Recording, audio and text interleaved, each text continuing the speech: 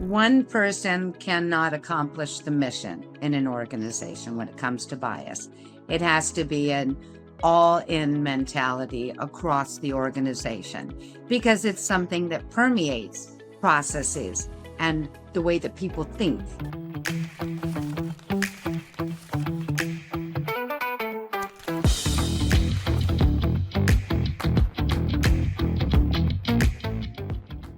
Hello, everybody. Welcome back to the Recruitment Podcast by Recruit CRM with myself as the host. I'm Kate O'Neill, and I am back to bring you another amazing conversation with one of the best minds in recruitment.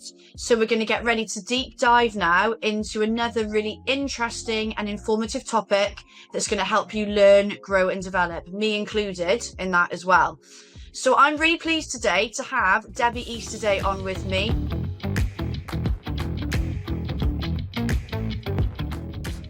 A very important and I would say a topic of focus both in 2024 and 2025, ethics and morality in recruitment. Thank you for having me. I so appreciate it. You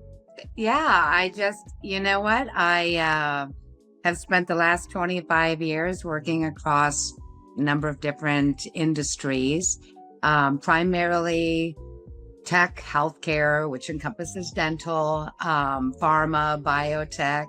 I like to go where the innovation lies. So H2B stands for human to business, and I refer to myself as a human to business matchmaker because I think above all else, it really is about remembering you're dealing with human beings. And the idea that when we are creating a match, we are matching a human to a business, makes it feel a little bit less transactional. So it's one of the reasons that I've adopted that phrase for my business and for my own self. Constant reminder that we have to be human-centric first. Yeah. Do you know what? It's so funny because I would say in pretty much every guest I've had on, even if the topic has not been around sort of that people-focused approach in recruitment, it has come up in every single episode. And it makes me smile because it makes me realize I'm not the only one that knows how important relationships are in recruitment. It is paramount. And yeah, it's literally... It's flowing through very nicely in every episode. So I'm so glad that you value that as well and love that meaning behind your business name. I am going to dive really quickly now into this because we have got a lot to cover today and this is a meaty subject.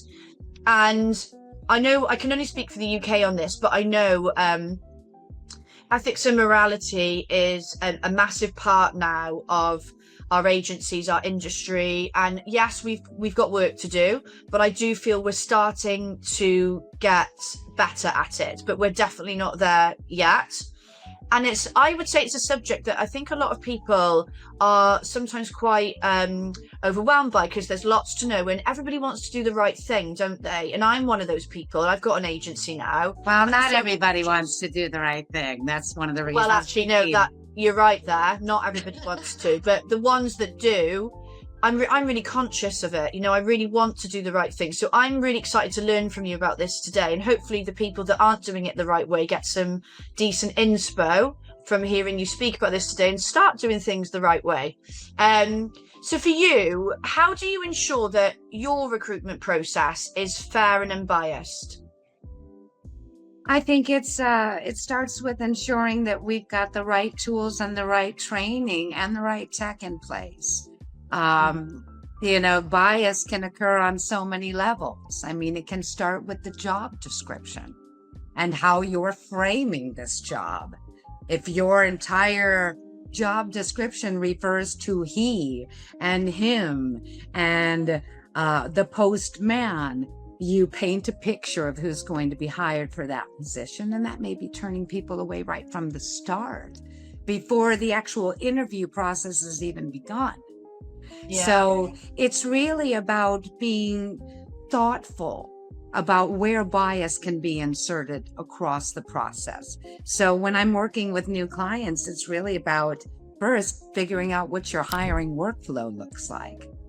And then saying along the way, where can bias be checked? Yeah. Can it be checked? Do we have the right tools and we're doing all of the right things on the recruiting side, but everything falls apart once they go to interview with the hiring teams? Well, then that means that we need to involve teams that are beyond ours. The problem is that buy-in needs to come from the top. So the very first thing that I do to ensure that my recruitment process is going to be fair and unbiased is to ensure that I have buy-in from the very top that says this is a critical mandate for our organization. Otherwise, it's lip service, right? So we can put in as many tools and training protocols as possible, but if no one intends to follow them or abide by them, it's a moot point. So I would say the very first and most critical step is ensuring that the leadership who can enforce it is engaged in the mission. Yeah. No, I'm really glad you pointed that out. So what strategies can be implemented to reduce that unconscious bias during sort of that early process, the candidate screening and selection part? Because that's like where we start, isn't it? It is. And I think that it starts with training, ensuring, you said it, I had the same sort of onboarding experience when I jumped into recruiting. Here's a list of recs. Here's your laptop and your access. Good luck, kid. Good luck. And it was, I'm mortified when I think of how I was doing recruiting to start, because I was fumbling at best. And thinking back, why was anyone letting me do recruiting? I am your brand ambassador. I am your first touch to the candidate pool. Mm-hmm. And I know nothing. Is that a smart business move? Probably not. So I feel like it starts with training, ensuring, just like we were talking about before, you're posting jobs on Indeed or any of these job boards, Recruit CRM. I mean, any of these, wherever you're posting, be thoughtful about the impression that you're sending out. That's your first impression. So it's in your verbiage, it's in the content, it's in the transparency of the job description. If you're saying this position is remote and I am stoked because this is what I look for, and then I'm 2 interviews deep before I realize it's really hybrid. You can work remote sometimes, but you have to be on site 3 days a week. I feel deceived. And I have been deceived because it's not transparent. And if you are deceptive at the very first handshake, it's probably going to go downhill from there in terms of employment experience. So I feel like it's very important to just make sure that everyone's trained. Here's the inclusive verbiage.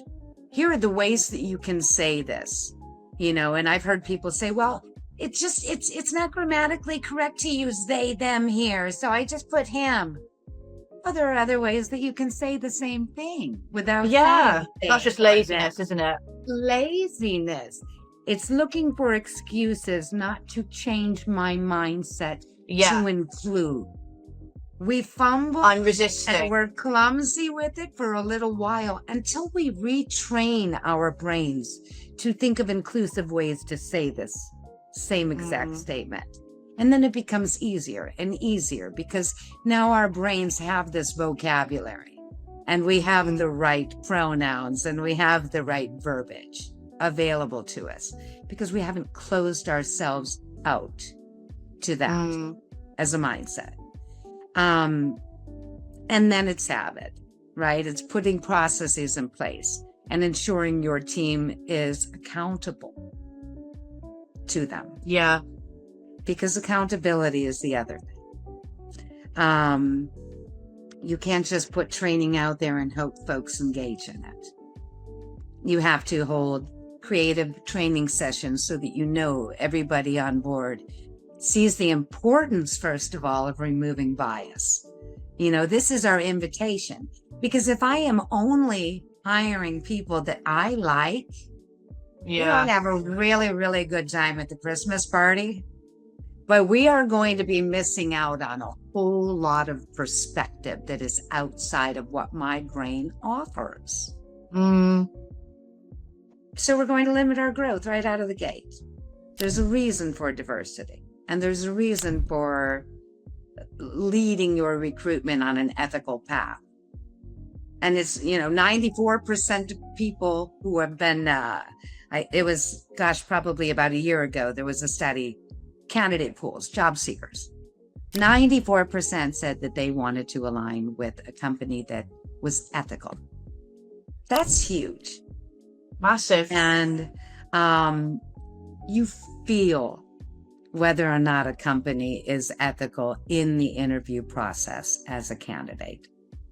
Yeah, and definitely. If they are transparent, if they make you feel valued as an individual, if you feel included, if you feel like you are being given every single opportunity that anyone else might be to strong sell your skills, that's what ethical recruiting feels like from a candidate side.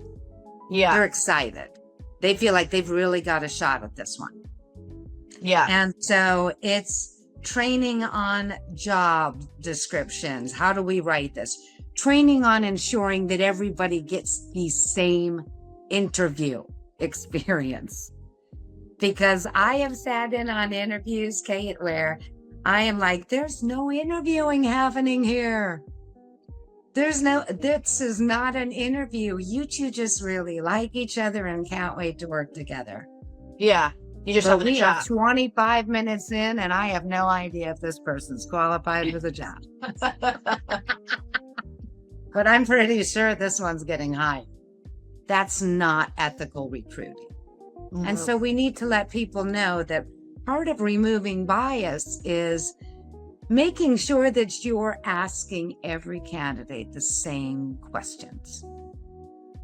Making sure that you're giving every single candidate an opportunity to strong sell their strengths. Making sure that you're not just giving this person a little bit of extra wiggle room because you really like them.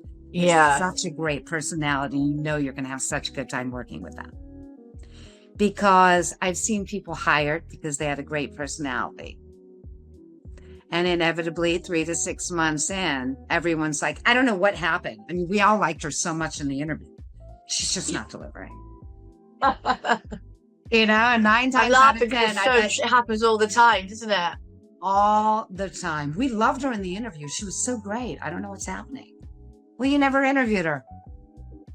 Yeah. You just really, really liked her. She got hired.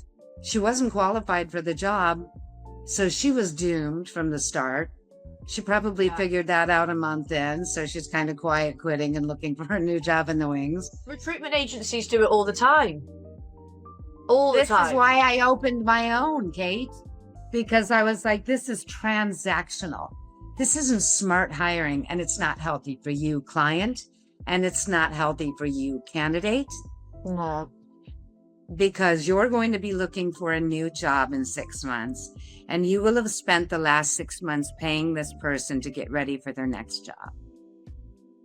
Now this is a big one. How do you ensure candidate data privacy and ethical data handling in your recruitment process, especially when it comes to recruiting software? Because I can't remember how many years ago it was now, when we had all these big GDPR regs come into the UK. And it really shook up my agency I was with at the time, they were luckily they knew how important it was. We had to go through the CRM. We had so many changes to make for the better, obviously. But how do you ensure that sort of data privacy and ethical data handling? You have to, first of all, understand what your regulations and what sort of compliance standards you're responsible for. It'll be different if you are based in one country or if you're an international firm. There are going to be a completely different set of standards that you need to adhere to. Mm-hmm. So the first thing you need to do is get educated about what your requirements are. If you're using technology, and most organizations are using some sort of CRM or applicant tracking system, you have to ensure that you know that the tools that you're using are going to be security forward. Not, oh yeah, we're secure. You betcha.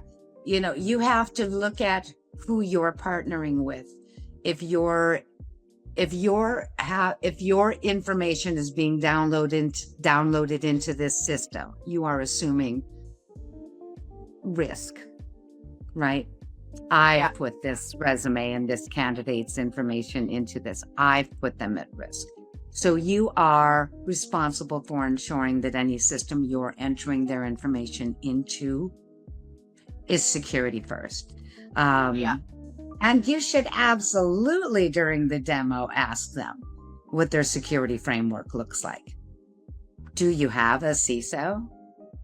What does your company's security policy look like? It's okay to ask. If they fumble, chances are they're not going to be a great partner for you. If they can't produce any sort of security documentation, process, policy, guarantee, they're probably not thinking about it. Not a good match. It's not a good match. No. So know what you're responsible for. Know the information that your recruiters are capturing. If your recruiters are capturing and passing along information about this candidate is 8 months pregnant, you've got to know what you can, what you can't, the data that you can and cannot ask, store, and pass along. So it's, keep yourself informed.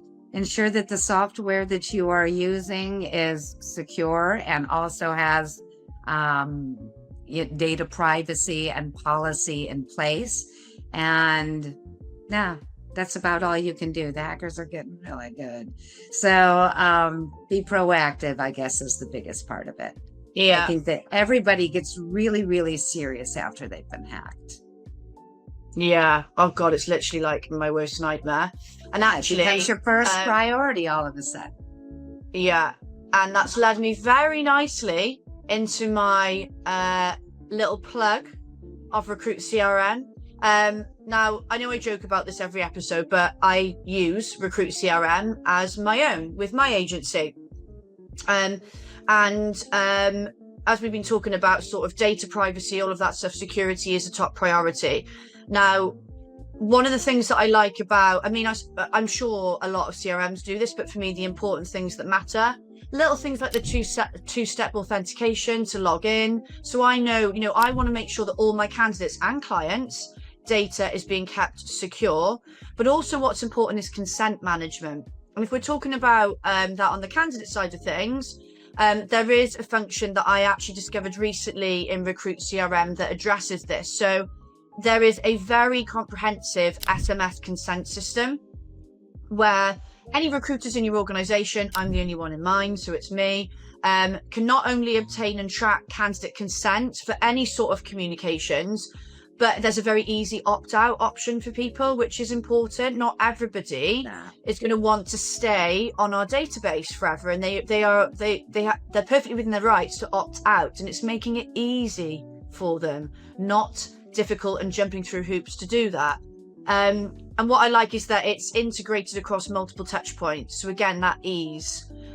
So job applications to talent pool pages, it's there. So I think it's just, if I think back to the recruitment tools that I had when I started, you can have access to things like this. It wasn't integrated. Now we can really prioritize that candidate privacy and compliance, which is, as we've already been talking about, so important. So I'll come to how you can get a free demo with Recruit CRM and test things like these functions out towards the end. But I'm going to come back to the questions. Now, social media is now such a big part of what we do as recruiters and business owners as well. How do you feel about using social media to screen candidates? Because I suppose what's important is we know the sort of ethical boundaries that we need to be aware of in this area as well. Yeah. Look at, if you put your LinkedIn profile on your resume, I'm clicking it. Everybody is. What?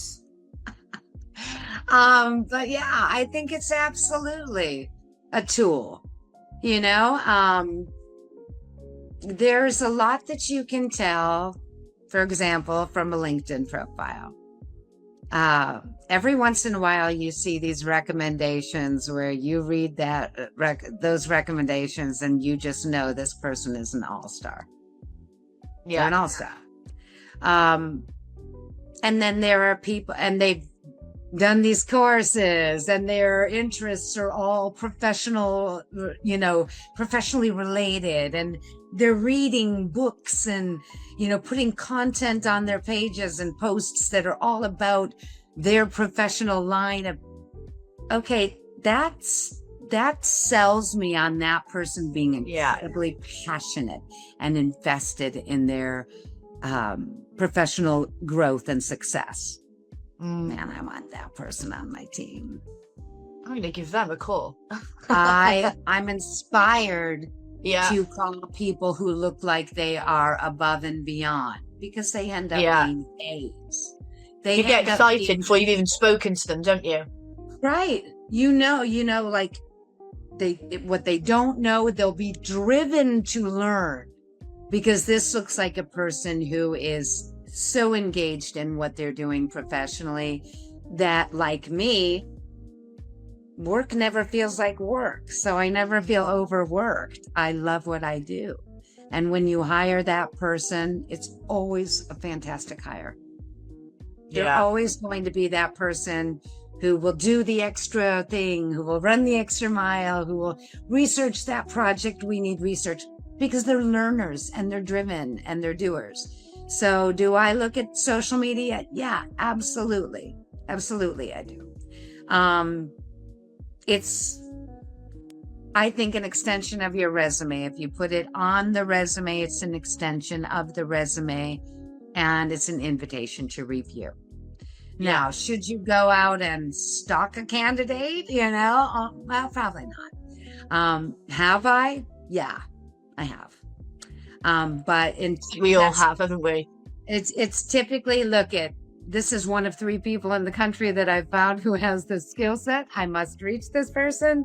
And so then I figure out creative ways to engage with that person on a personal level. Sometimes I do a little research. Oh, you have a passion for microbrewing beers? Okay, great. So maybe I use that in my initial plug for you. But it's just, that's it. Is it judgment? No, I think it's more research. That said, don't put anything out on social media that you wouldn't want a hiring manager to find if you are looking. And if you are looking and you like to post things on social media that might not be palatable to everyone, it's a good idea to make your profile, to block your profile from the public. Private. Make it private, Make it private. Then you don't run that risk. I would never say censor yourself, but yourself isn't always digestible to the greater public. And if you are in a job market, you have to have enough self-awareness to know whether or not what you're putting out on social media is going to jeopardize your chances of being hired. And maybe if you're one of these people that says, I don't want to be hired by any company that wouldn't like what I'm putting out here, leave it out. That will help you find your people too. Yeah. No, I agree. I think what you said there as well is about not holding judgment. So if you are a recruiter and you're looking at, I don't know, the LinkedIn profile they've put on the resume or the CV or the application, whatever it is, just be careful you're not going into that sort of judgment mode. You need to speak to I always think, look at it, but ultimately you need to speak to that person and learn about them. You can't just look at someone's profile and think, nah, they're not good enough. And, unless, say, there's a critical, I don't know, course, for example, say it's a technical role that they must have, but even then they might not have put it on the profile. So, but I think the judgment thing is big, isn't it? Because I wish I'd been trained in that when I was young, about kind of leaving that at the door and going into it with a different sort of hat on. It's that sort of unconscious bias piece again, isn't it, basically, that comes into it, isn't it? It is. Now that said, I'm thinking of a scenario. Okay, I'm a company where my core values are all about diversity and inclusion and being ethical. Okay, I'm this company, and I'm researching this candidate who is very expressly a white supremacist on their social media platforms. Well, concerning. That point, massively. You think about whether or not this is a culture fit, because the moment this person is hired, they're going to put employed at your company. You are now affiliating yourself with that voice. And also, you've got to, it's about, if you want to retain the great staff you've already got and you bring somebody like that in. How does that upset the balance? Exactly. People could feel uncomfortable, leave, be treated badly by that person. You don't know what's going to happen. So you've got to think about what the good thing you've got going. Don't spoil it. That. So yeah, that obviously is something we need to sort of take in consideration. But I think my mind. But again, Kate, that's still research to me and not bias, because that is a voice of toxicity that does not resonate with my clients' core values. And again, this is all about ethical recruiting, is making sure that what's good is good for the client and the candidate. Yeah. Right. And so that's not just a skills-based match. Oh no, it's more than, it's about, you could have 3 people with all the same skills, qualifications, but they're all going to bring something different, aren't they? Different life experiences. Different humans. Yeah, they're different. Yeah, different personalities, strengths, and it's about what's going to complement your culture, your values, and what the role needs and the team needs. And there's loads that goes into it. That's why you need to use recruiters, because we know all this stuff. We can help you with it. Because I think for some companies, even if even when it is on their agenda and it's very important, recruiters can really help them improve and sort of develop the ethics and morality side, as long as we're aligned and people have been trained and all that stuff. Because I'm sure you add so much value to the organizations you work with and helping them meet that part of their strategy and their agenda. You come in and you ask different questions, right? I think that many companies do want to do the right thing, Kate. They just don't know what the right thing looks like. And I had one client that I was working with, and they're like, oh yeah, we're trying to remove the bias. We're centralizing the entire interview process, and it's all completely standardized now. We do, the ATS screens out the candidates. So then they go to a video interview, and then they go to, and I said, stop right there. Video interviewing, touchy one. Yes, it does save the team time, but it right out of the gate is going to give the advantage to people who are extroverted. Right out of the gate. Won't be comfortable with that.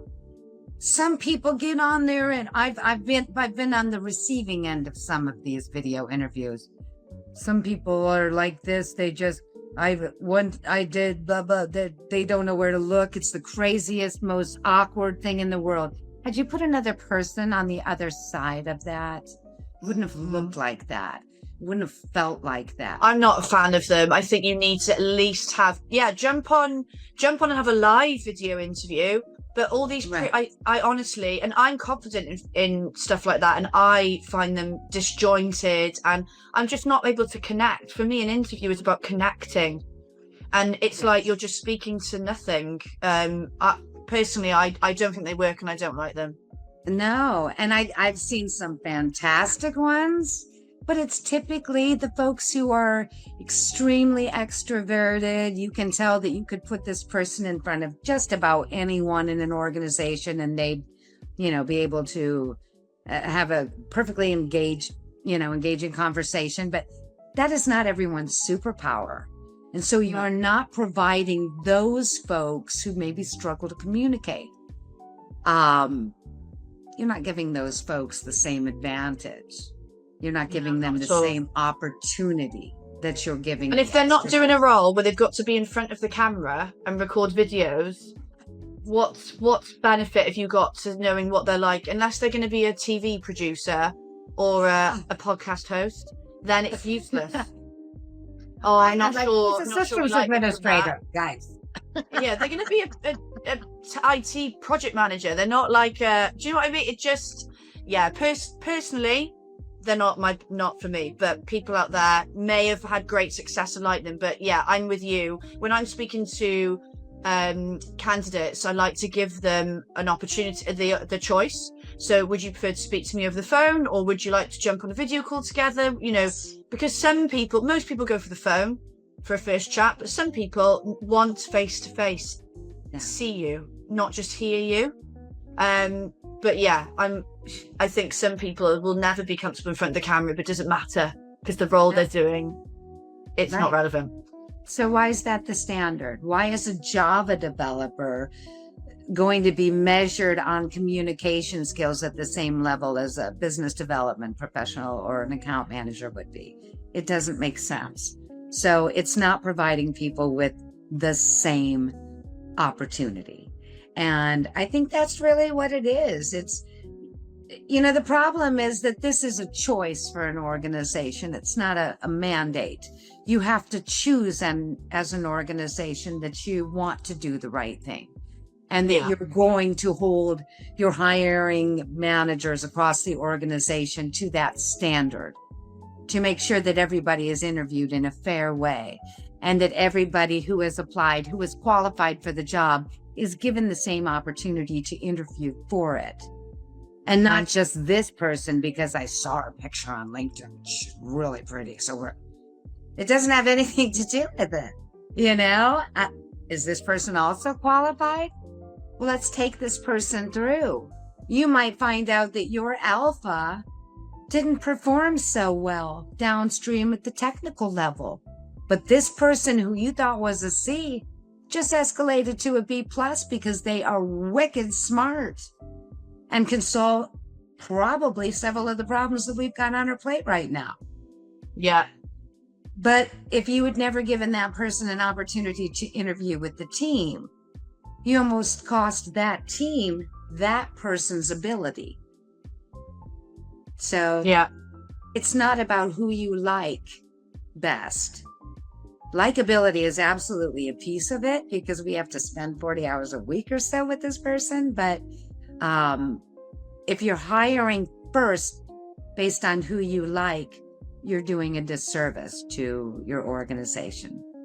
Yeah. Well, look, we have come to the end of the podcast. I could carry on talking about this for ages. I have found that I want to thank you so much for coming on, Debbie, because I found that hugely informative, and I know everyone listening and watching will have done as well. So today we've talked about ethics and morality in recruitment. Of course, you can listen back to this as much as you want, and please do join us for the remaining episodes as well. But thank you so much for engaging with today's podcast. If you found this helpful, which I'm absolutely sure you will have, I would encourage you to connect with both of us. So Debbie's details will be in the podcast description, her LinkedIn details, mine will be there as well. There's my website details in there. I did mention about Recruit CRM earlier as well. And if you are looking to explore those features I talked about, then I would head over to recruitcrm.io. You can book I can't speak today. You can book a free demo. It's very easy to do. There will be a link in the description for you to do it as well. But again, thank you for joining us. In the next episode, we'll be discussing talent acquisition as a strategic function with Stephanie Kramer. So that's going to be a brilliant episode. Don't miss out. Thank you again, Debbie, for joining me. And thanks everybody for watching. We'll see you soon.